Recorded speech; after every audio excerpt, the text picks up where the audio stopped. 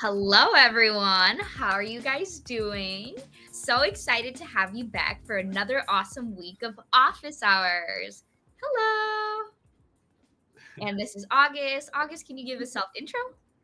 Yeah, hey, I'm August. I'm an interactive engineer here at Hello, TikTok on everyone. the tech team, and I work with templates a lot, and I also make micro jams. So you What's might, the latest template you've worked on? well, the latest template I've worked on is this peekaboo. uh, Yes. Maybe we can go to the screen. Yeah. So we've got a few different Halloween templates. I highly encourage you to look through all of them to inspire your Halloween creativity. This is the latest. Uh, it's just a little ghost that appears on your shoulders, and it kind of shows you how you could use the neck tracker. The neck tracker is similar to the head tracker, but it has some various joints along the neck, down to like the collarbone, and they won't like rotate with your head. So if you need something that's not going to just like go Hmm. flying when you offset it from your head, this kind of might be the option. I Um, personally really love the preview screen on this template. If you see, August is getting his Oscar, pulling out his amazing performance. He just looks so frightened in the preview window that I think it is amazing. So funny. Yeah, I even chose the most cement looking wall in the whole office to make it look like I was in a basement. Nice. Um, yeah, there's only a few options you can really change here, like August, are you sharing your screen? I think you might be sharing the wrong window because I only see your. Oh, perfect. sorry, the ghost moved my screen. Um, yeah, it's pretty simple in the subgraph visual scripting window. There's just some options you can change, and it's kind of just uh, it'll kind of change the feel of the ghost, like the circular hover. If we change this to 10, you can see what that does. It makes it kind of circle a lot more. Or like the shoulder switching. This is based on when I look towards the ghost, it'll switch which shoulder it's on. And then you could reuse this for a different object if you don't just want a 3D image of a ghost. And then the attachment point, you could attach this to anything: a head tracker, a hand tracker. You could make something follow basically anything you want. And then this offset is basically the offset. So this is like from my head to my shoulder offset, or my neck to my shoulder, I guess. Um, so yeah, it's not too complex. This is pretty beginner friendly if you want to make something that appears behind you, and scares you a little bit, like this little guy. The small ghost is so adorable, but you can totally exchange it for like a vampire to create a creepy mood with like its fangs out, about to dip into your neck. And maybe after a couple of seconds, if you aren't able to look around, you should totally apply like a vampire makeup. So your eyes turn red, you have blood running down, you have a little mark on your neck. I think that would be absolutely amazing. So thank you for this amazing template and sharing it with us. Yeah, of course. A lot of people are in the chat. The chat is buzzing. I'm loving this energy, guys. Thank you for coming and commenting. If you're here and I haven't said hi to you already, please write something in the comments. I want to say hi and see who's here. For Cow, I see that he's reading from Asia at 1:30 a.m., making Minecraft and Halloween effects. I love that. But also make sure to get sleep. I see MA 3D designer. I see Adriana. Adriana is saying hi from Los Angeles. Hi guys. Adriana, were you just able to see the partial eclipse? I went outside and saw it and it was so surreal because usually you have voluminous light from the sun that's coming from everywhere, but because of the eclipse completely covering, it felt like the world had a directional light. I mean, if you guys are using Effect House, you guys know world light and directional light. And it really felt like the real world out of a 3D. It was straight out of like a 3D rendering. The lighting was so weird. It was nothing like I've experienced. So it was so crazy to me. But now that I know that you are in Los Angeles, I'm wondering if you also saw the eclipse. Sasha says hello. Damon says hello as well. Hi, Damon Cho. The Far Out Mind, welcome back. Okay, Cow has two questions. Question one: imagine two fighting objects. How to make one always facing the opponent real time when the opponent constantly is moving or rotating? Is the look at node the right way, and can you demonstrate? Yeah, I would say the look at node sounds exactly like what you need. Why don't we create a fresh project and set that up with a couple cubes. So here's our first fighter. And then if we duplicate, we get our second fighter. And we'll just put them right here. So you want them to be in some sort of scene where they're fighting each other and they're basically always looking at each other. It could be tons of different scenarios. But what you basically want to remember is if you're using the look at node, then you no longer can control the rotation of that object. The look at node will be in control of it. So that means that all you have to do is control the position, and the look at node will handle the other parts. So just so that we can differentiate, I'll just scale one of these down. And then, well, here's one thing. I'll also just try this and see how you like this. The look at component. So this is cube 1. And so now it's always going to be looking at this point, the other cube. And so if we move the other cube, well, the other one's not on screen. It's a little too far away. Okay. So if we move this one now, you'll see it's always looking at that one. And then if we match it and we do the same thing, add component, look at, cube 1, now they'll always look at each other and they're always in a fight. And just to illustrate this programmatically,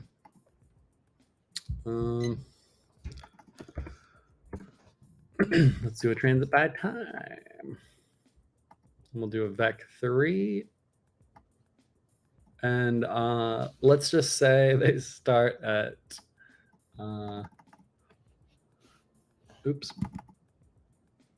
10, and maybe they go to -10z. So they're just going forward and backward, kind of what I was doing on screen right there. We'll just say 2 seconds, and we'll just say 10 loops. And then we'll also just say stay. And then lastly, we'll just say current vector into there. So we're just controlling the position fully with this transit by time, and we're just going to loop it a bunch of times so we can watch this little animation. And then on start, it goes pretty far away pretty fast, almost like I'm thinking that the cube is much smaller, but it's huge. So the perspective kind of makes it look a little weird. Maybe we can do smaller values. Like 2 is probably good enough to see this effect without it looking crazy. Or maybe I had it set to 100, I think. I think I did accidentally.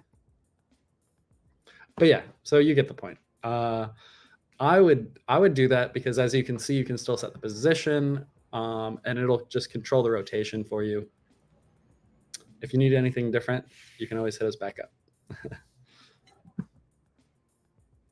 I think that was an amazing answer because Cow says, yes, this is exactly what I wanted. So thank you, August. He also has a second question. Q2, can you explain how and when to use the render texture and render pass, how to make color glow, and how to isolate the glow to a certain object only?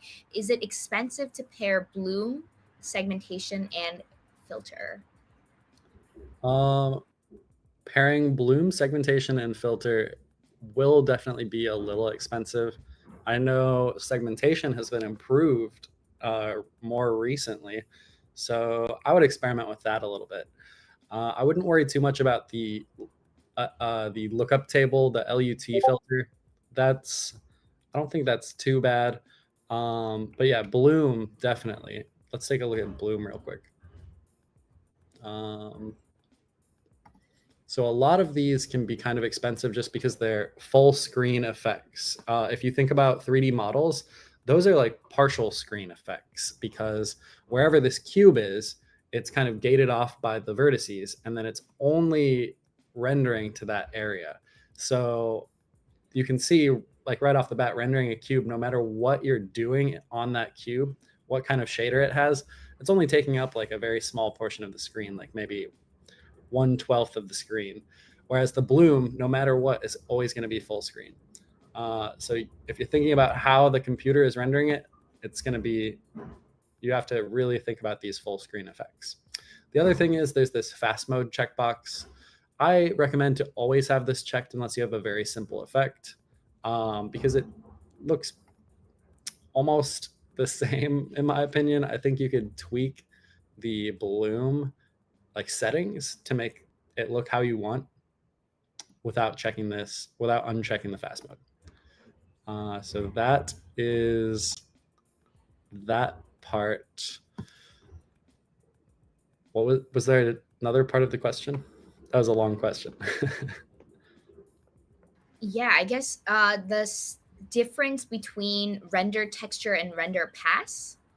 Okay, render texture and render pass. Um, Are you drinking tea or coffee? I just see the smoke coming off of your screen like this. it's particles. What? It's not real. No, Is that a new VFX we're adding? I have no idea. Let's see. So I'm not sure where render pass comes into effect house, but a render texture, I can define a render texture and then a render pass, and we can poke a little deeper. So render textures are that's going to define the actual texture, and if you want to get super technical, it defines like some part of memory in your computer or your phone that's like set aside. This is just for drawing pixels. So it's like your render texture is just, you're just saying, hey, I want somewhere to render what would ultimately go to the screen or to something. It's just a texture. You're just saving space for a texture. And then you can write to it and read from it. So there's nothing too crazy about that. The way you use it, you might have multiple cameras. And if you have multiple cameras writing to that render texture, sometimes you have different layers. Like you'll have, for instance, you'll have this cube written to it, and it'll be just that cube. And then another camera will write the bloom. As you can see, we have this camera in our scene at the top left writing or drawing just the cubes. And then we have this bloom. There's actually a camera here if you unfold this. And this is a second camera, and it's doing a second render pass to write the post-processing. So this is kind of what you would call the render pass, is like each camera doing another render. Sometimes you can set up like a material or a shader or something to, within the same camera, it will render multiple times. And that would be like something with multiple render passes.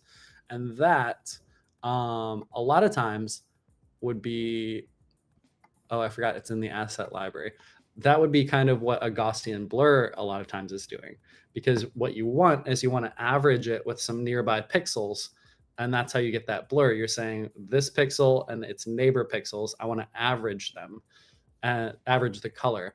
And then because that you don't want to just create a loop where you're then averaging more neighbors, you don't really have information about the other pixels next to you, their average. So you have to finish rendering so that all of the pixels get their individual average, and then you come back over and do a second pass where you average again.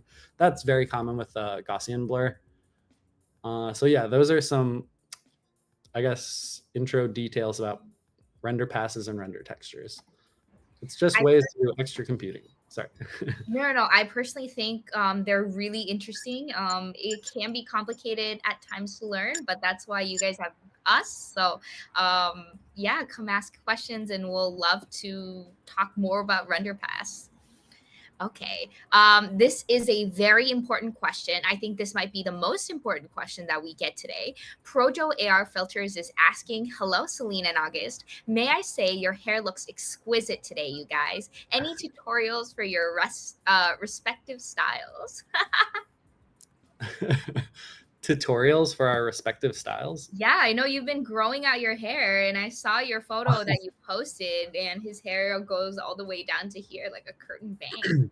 Yeah, lately I've been going for baby whose parents are afraid to shave the hair since it was someone toddler who's just never had a haircut. Speaking of that, you know who you remind me of? Like Boss Baby somehow. Boss baby. Upgraded to grunge star. For me, I have naturally very straight hair, so I'm going to teach you, let you guys know on a little quirk of mine. My hair is actually so strong and straight to the point that if I cut my hair like really short, it will stand up like antennas like here. So if you see all my baby photos, all of it is my hair just standing completely up and out, and I look like I've been hit by lightning. But so my parents used to actually call me a motor gang or racer because I had that crazy hairstyle. Okay, this stays in this chat. Nobody's gonna spread this information. Oh my gosh, I don't know why I told the world my biggest secret, but We need pics. Projo, you made me spill my beans. Now the entire world knows about my baby nickname. But And thank you for that amazing question. he made me brew my beans. Bruno is in the chat as well. Hi, Bruno. Graham Ford, Farouk, Adriana, and Damon Cho is in the chat. Hi, guys. Damon Cho asked a question. I always get import fail for 3D binding mesh, even though I got the assets from the official website. The face morph works with normal import, but it doesn't match the actual face like the face binding import. Well, there could be. Okay, so the first thing is if you edit the vertices at all, and that's including editing the UV map, which will actually change the number of vertices in like Blender or Maya or anything. You essentially can't change the number of vertices, the UV. You can't like delete or add vertices or anything like that, or it'll be kind of like a different mesh. And so the algorithm that's fitting it to your face won't work the same. So if that's the case and you did something other than just a blend, why am I blanking on the word? A blend shape, or like a key shape, then yeah, then it might not work. It might not import like that. The other thing is, I think we recently updated our 3D face mesh. So I'm wondering if there's a new one on the website as of this month or last month. And yeah, if you're still having troubles, let us know and we can look into that, because it's possible that soon there will need to be or recently there was a new 3D face uploaded. Okay, sounds good. If you're still having the problems, let us know in Discord and we might be able to help that. Okay, a question from Graham. Graham is saying, hey, I'm having issues with set velocity. They are trying to, yeah, I think we are getting a lot of physics question. Why can't we move rigid body except with external force? Is there a way to move object without that and without enabling is static? I don't think so. I think that's the only way. I think you have to do it programmatically. or turn off the physics. Yeah. Okay. Um, the second question is about Art Maker.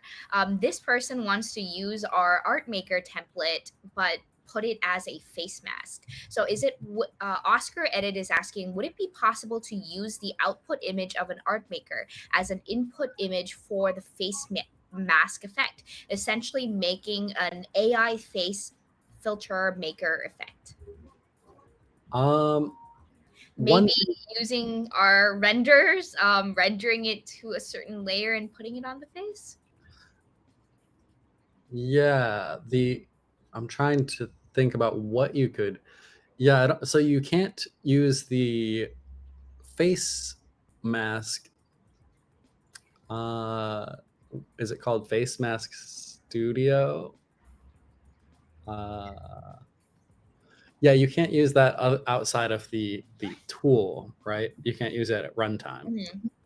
Mhm. Um, so I mean, your other option, since you can't use that Mask Maker Studio at runtime, would be to try to generate something that resembles a mask over the face and then reuse it. I have an idea. We can try that. Okay, so this is my favorite thing to show off because people are like, "What is that?" Every time, and people sometimes have seen it before, but let's see. So you want to, this is a weird workaround, right? So you go to 3D face, you add the 3D face, and when you get the 3D face in your assets, you can click on 3D face binding mesh and create face texture. And this will create an asset. Okay, you can't see it until you put it in the scene, I guess. If you go to 2D screen image, we can add an image and we can set it there so we can view it. This face texture is going to be what the tool uses in the background, right? To this is basically what it's projecting on your 3D face at all times. So it looks weird.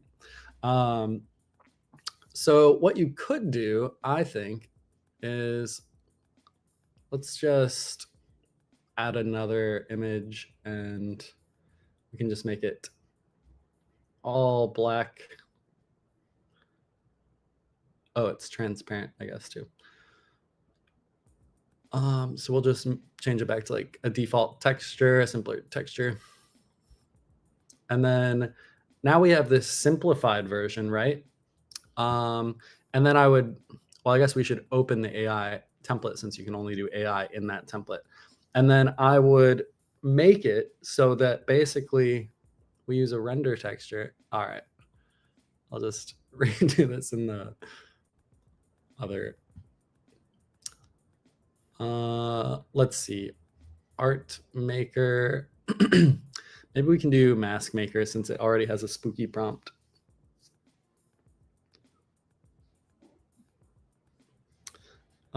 So yeah, start out with add 2D screen image, add 3D face back in.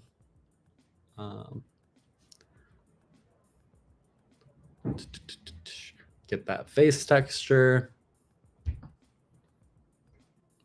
And then for this one, we'll make it the black background. Oh. And then this one, we'll make the face texture. We can stretch this one. And so here's the art maker, right? This is the one that will create the mask. So if for some reason you actually don't want to render this and you don't want the people to see the mask on the face, you can set this final render output to a render texture, like Celine mentioned. So create a render texture, set this there. And then, and then do you need this to be, I guess you don't need it to be there, but imagine you also want to hide the other stuff. Well, maybe you want to show this to let them paint on the face. I don't know. So then what we could do is after, too bad there's no output on this subgraph to let you know when that thing is done.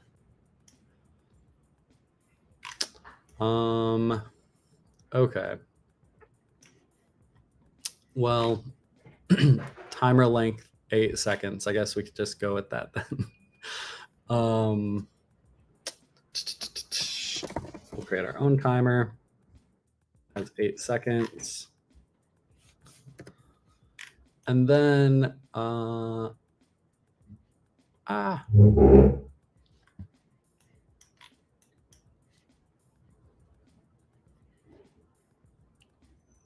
we can hide these, I think, just for this example at least. And we'll just use start instead of video record start too. And then start here. And then we would do the other steps like hiding this face. And then our 3D face here, if you notice, it's using this face paint material by default. And the texture that we have is this default texture. So we can change this to our render texture, and our render texture should be some kind of spooky face, and we'll see how it turns out. So Speaking of, this might be beneficial information to you, August. I voted for best Halloween costume: vampire, zombie, cat, and clown. I need to know what your choice is. vampire, zombie, cat, and clown. Probably cat. Cat. Personally, I'm team clown. I think clown makeup is very, very fun. So if you need a prompt for your spooky face AI rendering, you can try all these. But vampire is winning with 46%, and the next up is cat with 21%, then zombie with 18%, and clown, my favorite, is losing with 14%. So if you haven't voted already, guys, go to the top link and vote on clown, because we need to go team clown. Oh my gosh. Look at August's face. Okay, so this is what happens if you're debugging and you just do the tick first. So since we need it to be rendering for the AI drawing to work, we'll have to switch it to completed and then turn off this tick. And I think less than 8 seconds should work, but we'll just leave it at 6. I'm not sure why we allow to change the timer length, because I'm pretty sure that it's hard coded to at least 5 seconds. Just so that's one tip. Okay, and then I guess restart. Okay, so it should be going already. Okay, so this face paint is using that render texture from this. So then that makes me think that the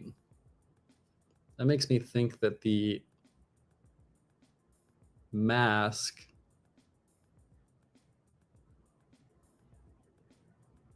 was not rendered to the right render texture. Or maybe... Well, August is thinking very hard. I want to read some funny comments that I saw. Bruno is saying, "Hey Celine, I'm working in my new effect and watching the office hours in a second screen. This is such an amazing role model behavior." I love how we've turned into like a quiet, chilling, working podcast. Honestly, if you only work on Effect House regularly while we're hosting office hours, put us as like a background white noise and work on Effect House. That guarantees that you'll be working every week at the same time. So that's amazing consistency, and you'll be able to boost your skills in no time. But speaking of, I need to know what everyone teams are.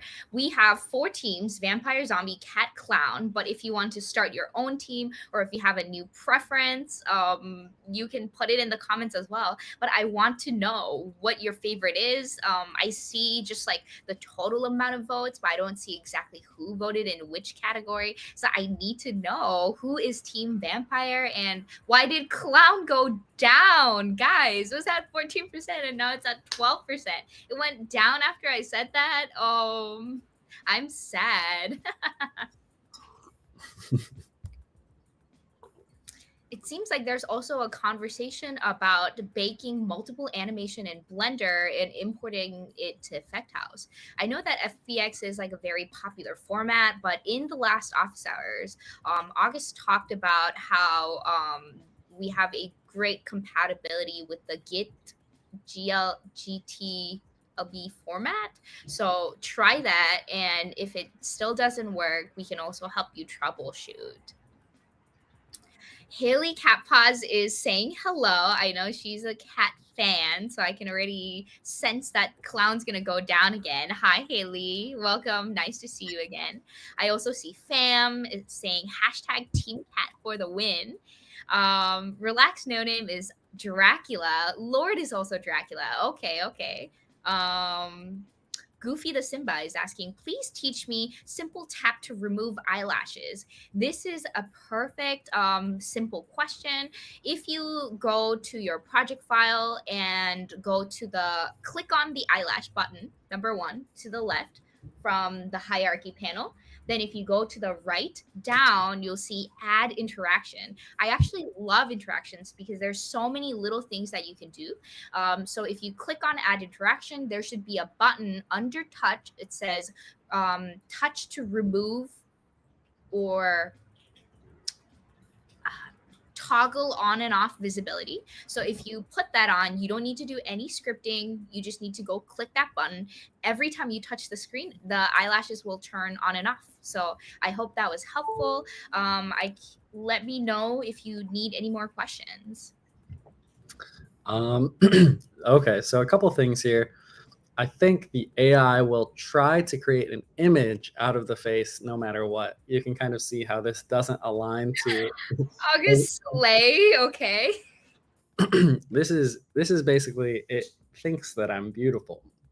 But yeah, I think it's going to generate something that looks like more like a human face and not like a flattened out mask. And so that might make it a little harder to create it into a mask. You could definitely use this on the face and it will not look great. But the other part of it seems to be that the camera render texture output here, I don't think there's something different about how this camera is rendering this AI because it's a special feature, this art maker. And so when I just try to get this render texture, it doesn't seem like it's actually drawing anything to that render texture. So there might be something happening in the background, I'm not sure, where the art maker itself is drawing something without using the camera. So I am curious. Oh yeah, it probably wouldn't work if you turn this camera off. But yeah, it's these AI art maker templates are a little non-standard just because we don't have this feature built into a normal component. It's kind of like a little more hard coded into this template. So I'll see if I can find a different way, but I think this might be a very tricky issue or a tricky problem to solve. Okay, we'll investigate and get back to you. In the chat, Haley Capaz is saying, I listen to the old live streams in the background daily like they're regular TV shows. It reinforces my skill. Oh, Haley, that's so sweet and amazing. Thank you for coming back to the old live streams. We've actually been seeing quite some people come back to the live stream. So maybe this is the reason. You guys like hearing us in the background while you type away and work on your new projects. That's Fantastic. um it's actually so funny though, because in the live stream, I am speaking, so to me and my friends, they can't distinguish if it's coming from the live stream video or if I'm actually talking. So sometimes I'll be in one room and the video of me talking or the live stream will play, and they would like jump in the room and say like, did you say something, did you call me? And I think that is so funny. Okay, I gave Damon the new link, including the new type of face mesh, and Damon says try the new link and it works great. So I think we solved that problem. Nice. Perfect.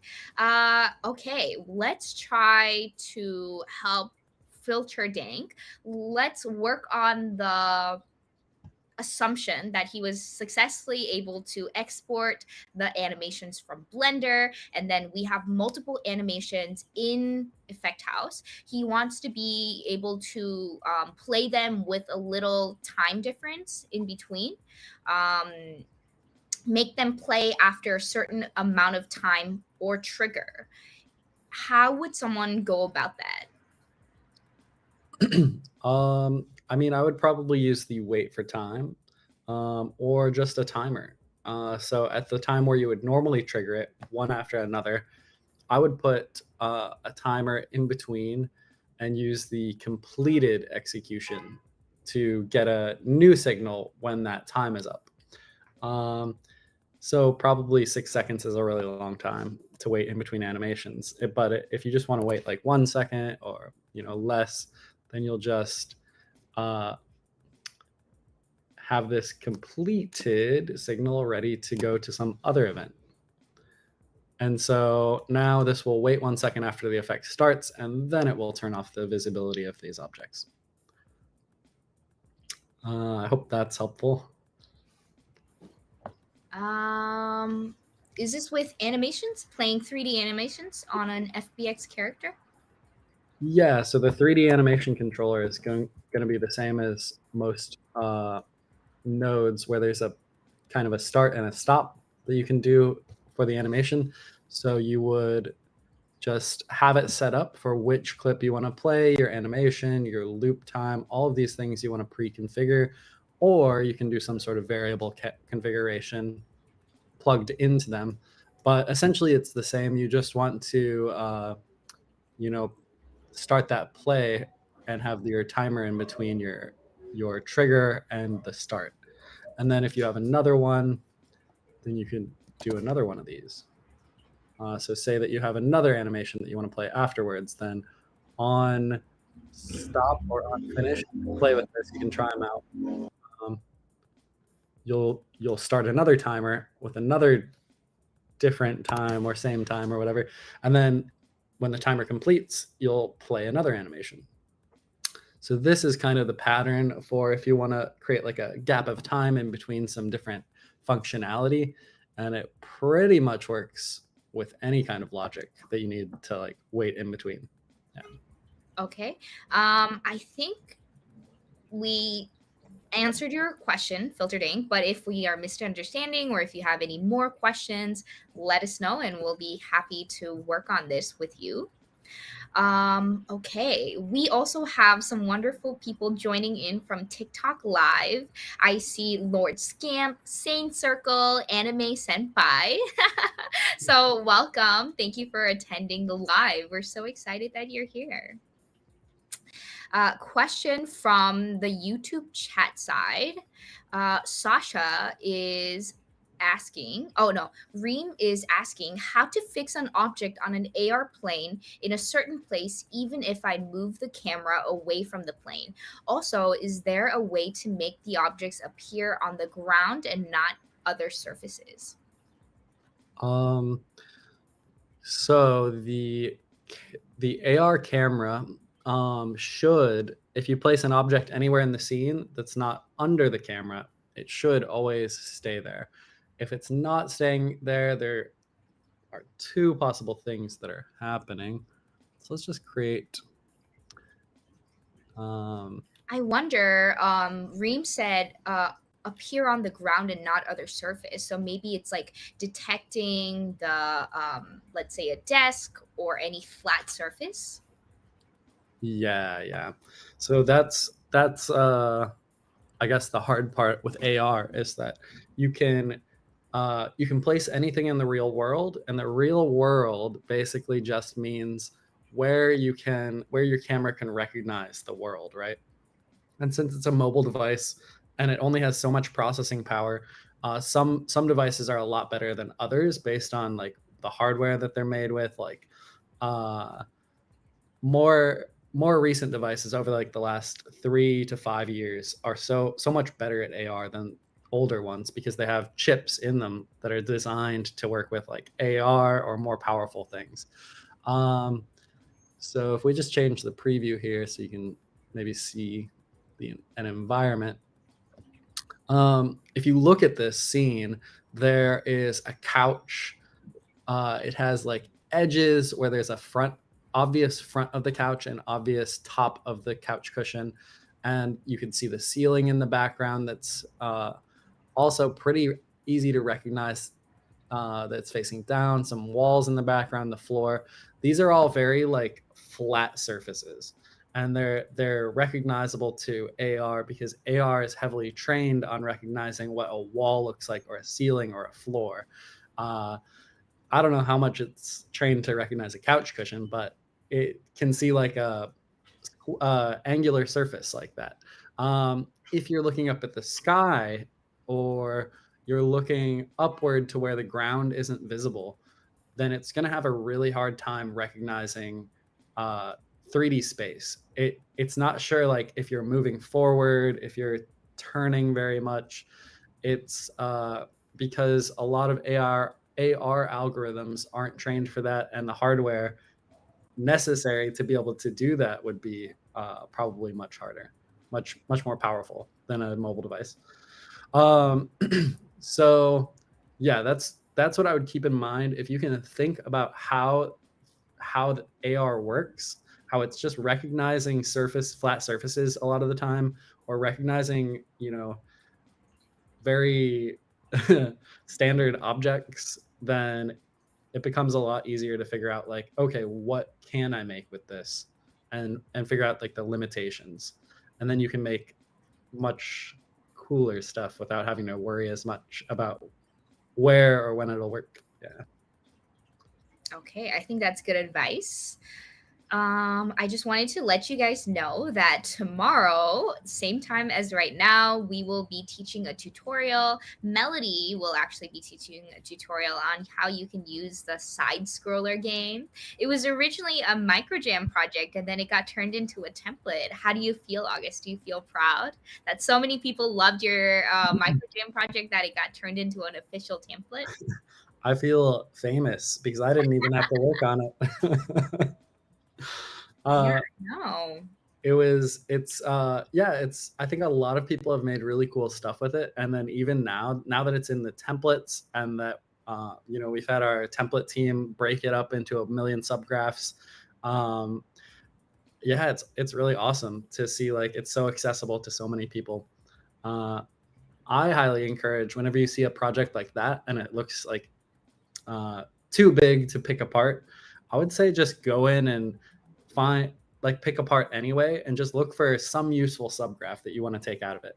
Just try to learn one thing about how it's made, and if you do a little bit of that each week, you'll learn so many different things. You'll like, even if you're an expert, seeing how other people do things is still super valuable.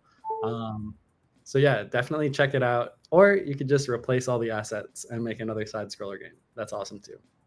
I just wanted to let all of you guys know that TikTok live chat donated 50 roses to this live.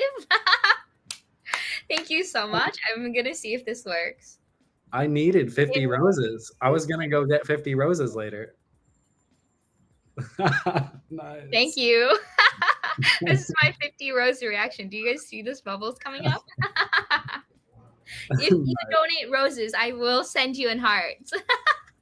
No, I'm kidding. Don't send me roses. Reem has a follow-up question. Reem is sending, is there a way to make the object scale seem fitting in the real world in size? Also, sometimes when I move closer to the object sometimes starts moving away from the camera. Hmm. Yeah, a lot of times, a lot of that sounds like just uh, it's having a hard time tracking the real world for one reason or another.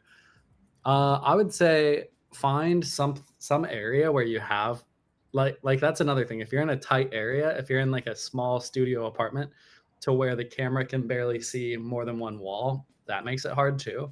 So maybe going outside to test sometimes helps a lot. Um, I would just find a scale that is correct. So like make sure that it looks good in one scenario and it will basically always be the right size because it's not going to change scale. If it looks like it's changing scale, then it's probably moving away or closer. uh, yeah, so you might notice here we have the camera, and you might notice nothing is attached under the camera, so you don't want that. The AR plane tracker, it's not so much a plane tracker actually. It's more of it has this matte shadow material. It's kind of just an occlusion plane. So you actually don't need it at all, as far as the last time I've checked. And so everything is put on here. And if we were to move this down, well, it's not going through the matte shadow. Maybe we removed that. I don't know. Um, but interesting. Yeah, I would just play with it. Just test a lot until you find the right scale. Oh.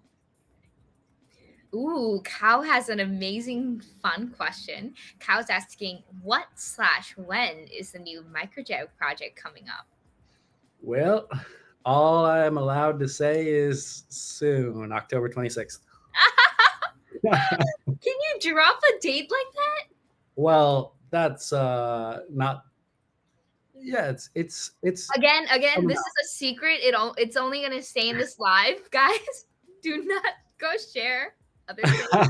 It's our little own secret, and your perk to coming on live. It's so right now we're working on wrapping it up and doing some.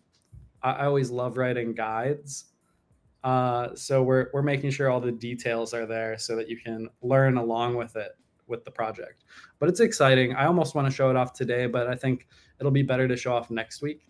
Um, just in case any of the assets change or anything like that. I want to make sure it's, you know, the final version. But yeah, it's exciting. It's going to be a really nice one. If you liked Slash Match, this one will be really awesome, and it'll help make some 2D games. Wow. It solves all of the problems you might see with drag and drop features in the past. Uh, yeah, I'll go over more of that next week. I would love to talk about it here, but I'll probably talk about it for way too long if I get into it. Um, can you give people who come to the office hours live next week a little sneak peek of your microjam project? Because your best fans, and we come to the live every week. Yeah, we'll walk through a bit of the project next week, and there's actually, yeah, that's all I'll say. I'll show Um, off at least one of the parts. I had two propositions, one to YouTube chat and the second one to TikTok chat. I said, if we get 10 emojis, I'm going to show my baby cat. And we met the goal. So I will share my little baby cat who is Oh just my napping. god, Hello, hello. what's his name? Doing? His name is he's a ginger like orange color cat, so I named him Pumpkin Spice Latte. So he sometimes goes by Pumpkin and sometimes goes by Latte, but he's so small. Look at him. He's like 6 weeks old. He's so cute. I am fostering him, so not my cat. I can't be a four cat lady, unfortunately. But look at Diaz. Hello.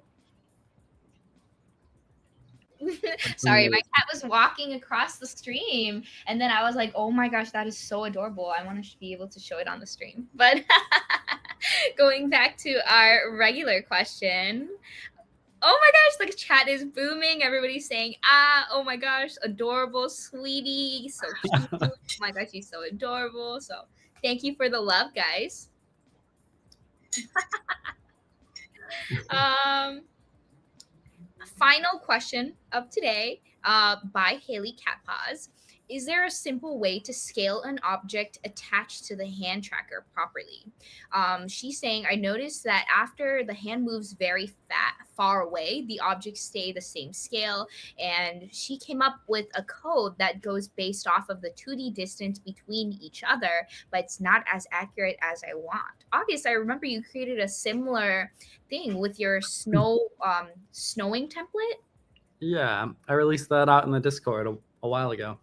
That does that. So there's not really a way. Our hand tracker is 2D hand tracker. So the first thing that I would say is just it's pretty much only going to be 2D. Let's see.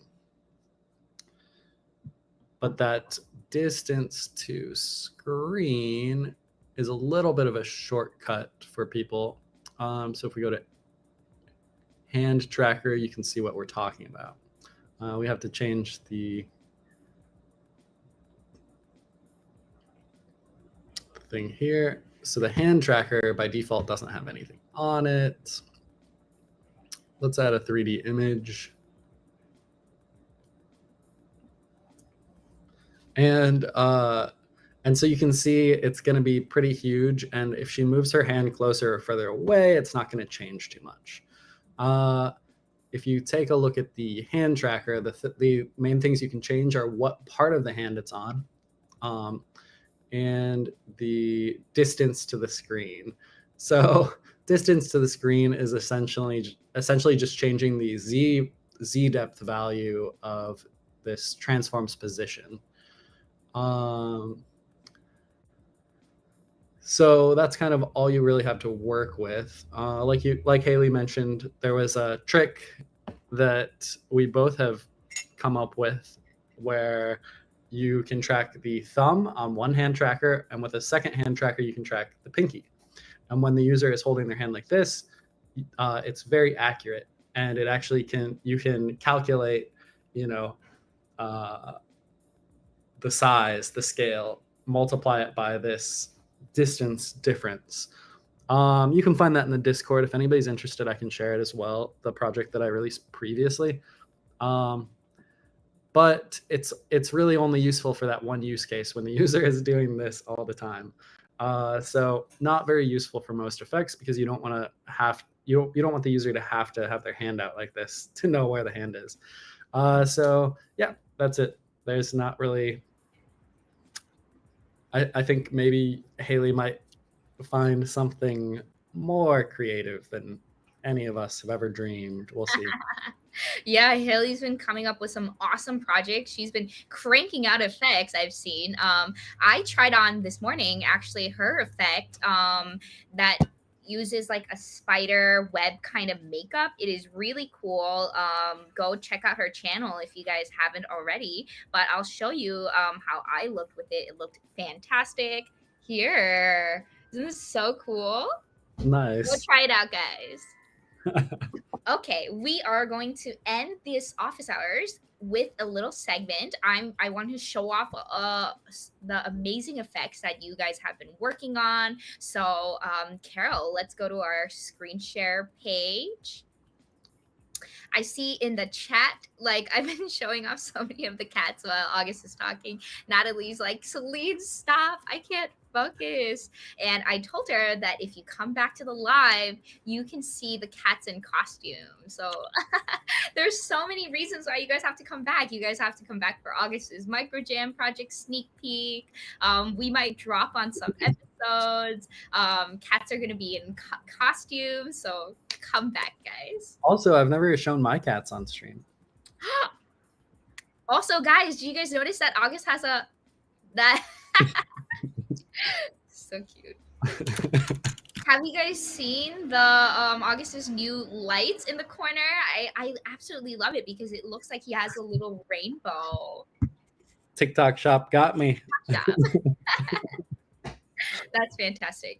Okay. Let's see.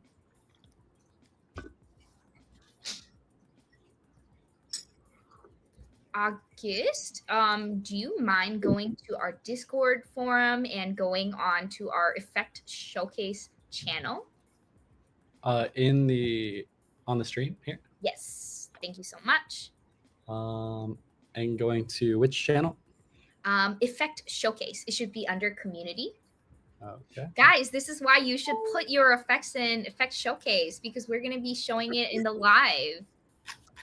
There was one effect.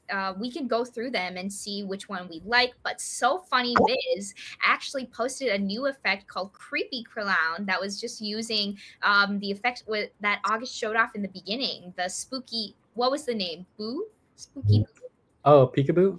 Peekaboo. That's such a smart name.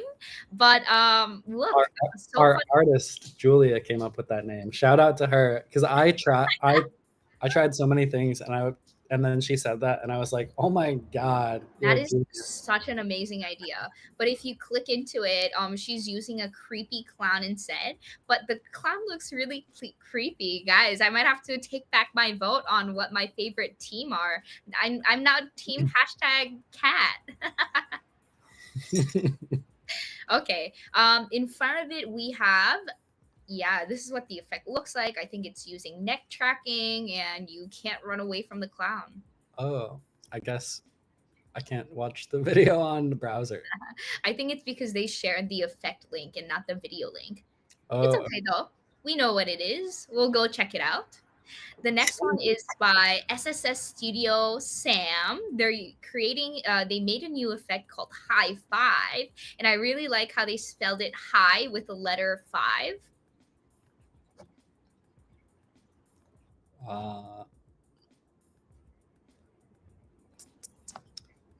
That link is broken. I don't know. Is it broken? Both links? The second link works. Oh, okay.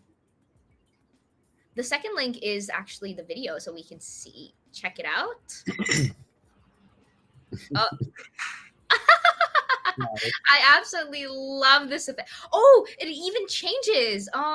You can get a cat paw and a dog paw and a whale paw. A squid paw. This is absolutely great. Go try this out. This is so well built though. It's a simple idea, but I feel like it's executed so perfectly. Great job, Studio Sam, if you're watching. Above that, we have an effect by Christia, and they're sharing their spooky haunting effect. Oh my gosh. Wow, I wonder if this was generated using our AI studio. This is really cool. I'm looking forward to seeing all your creative ideas and prompts for Halloween, guys.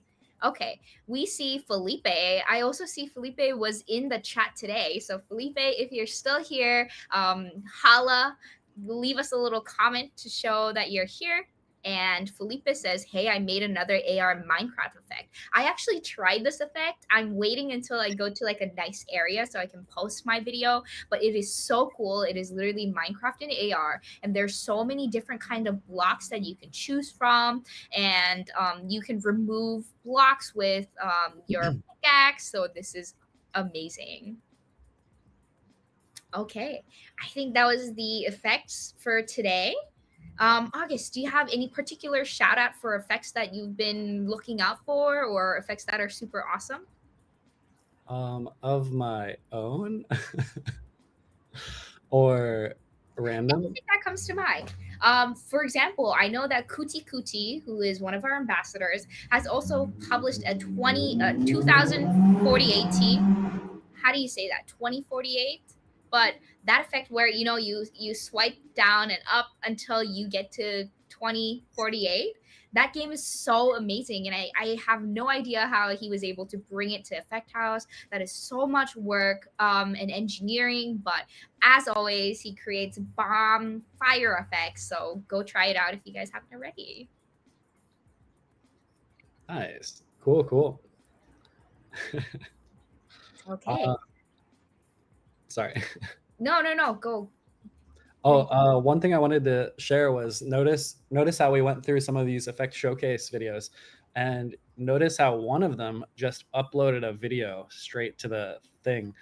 Notice how much easier it was for me to view their effect. Like you might get if you I don't know how many views you get from the effect showcase. I think it's a great way to share with other creators. And yeah, if you make it as easy as possible for them to see it, way more people will watch it. One tip.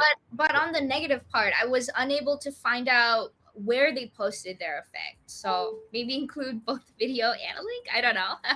What I do is I include the link and then I delete the automatic video that pops up, and then I add a GIF.